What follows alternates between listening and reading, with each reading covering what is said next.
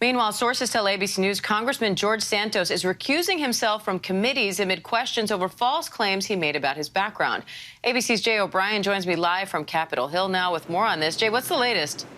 Yeah, we just got word of this. 5 sources are confirming to ABC News that in a meeting of the House GOP conference, all of the House representatives who are Republicans, George Santos stood up and said he would recuse himself from the 2 committees he's been assigned to. One is the Small Business Committee and one is the Science, Space, and Technology Committee. This obviously comes as Santos is facing a swirl of accusations of fabricating large chunks of his resume, also concerns about his campaign finance. I'm getting now some lawmakers who are reacting here. We just saw the chair of that committee say that they're going to keep the seat open for Santos if he returns, meaning leaving the door open that Santos might return to the Small Business Committee potentially. But again, the breaking news out of all of this is that George Santos, amid this swirl of accusations, his embattled tenure as a congressman, a freshman Republican congressman, is now saying because of all of that, he will not sit on the 2 committees that GOP leadership assigned him to previously, Diane.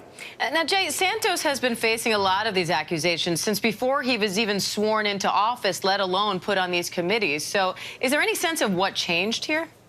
No, we don't know what changed at the moment. We're working on reporting that out. And how this decision was made. Was this a decision that was communicated to Santos by GOP leadership? Was this Santos's own decision? Those are the questions we're working on asking. Now, obviously, a lot of this previously was in the GOP leadership's court because what to do with Santos was an open question that faced Kevin McCarthy, faced Steve Scalise, McCarthy's number 2 in the House, and other top Republicans. Santos had said that he would not resign. The only thing he could do to really leave Congress would be to resign unless Congress voted to kick him out, which is a high bar to clear, and Republicans said that they weren't open to that at the moment. McCarthy previously had said Santos is a member of the House GOP conference, that he will sit on committees, that he will be treated like any other member as he undergoes this ethics committee investigation into those allegations of lying on his resume and other things. That ethics committee investigation is still ongoing. So what changed between today and when Kevin McCarthy said Santos is a member of the conference, he will sit on committees? That is unclear. And again, who made this call? Was it a call from Santos's team? Was it something that McCarthy said to Santos to do? That we're still working on learning as well. All right, I know you are. Jay, in the meanwhile, while you work on that, I do want to ask about this meeting Terry referred to between Speaker McCarthy and President Biden tomorrow. They're in this standoff over raising the debt ceiling right now. So what can we expect from that?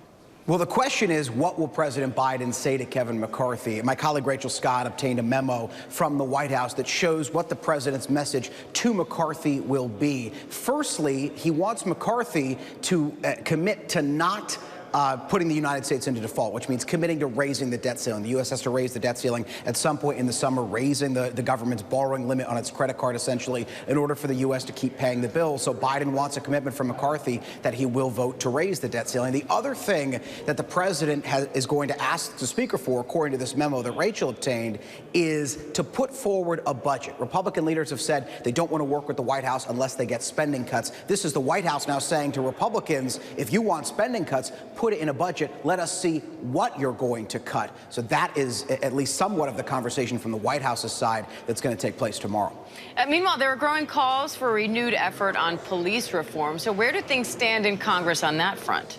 We've seen a reignition of some desire to have these talks in both the House and the Senate. Obviously, police reform failed first in 2020 with the George Floyd Justice and Policing Act. That same act fails again in 2021. It passes the Democrat-controlled House both of those years, but then it stalls in the Senate because of bipartisan negotiations, because you need bipartisan support to pass anything in the Senate. Now, of course, the landscape is much different. There is a Republican-controlled House, a Democrat-controlled Senate, but you still need 60 votes to pass anything in the Senate. So what we're hearing from lawmakers is there is renewed optimism for negotiations, but it's a really tall order to get anything across the goal line.